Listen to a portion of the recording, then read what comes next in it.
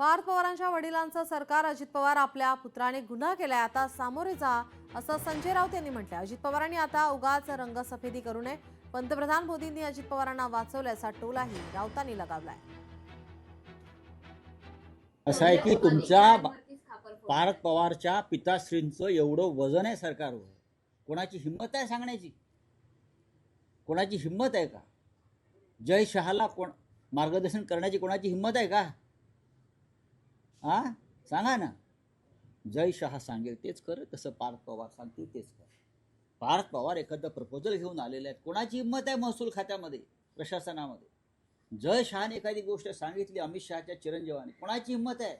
बघा, आता फार रंगसफेदी करू नये अजित पवारांनी. गुन्हा केलेला आहे आपल्या पुत्रानं, आणि हे हायकोर्टानं सांगितलंय, यांना का दूर ठेवलंय का? आता सामोरे जा. लोकशाही मराठी ऐका, पहा, जागरूक रहा.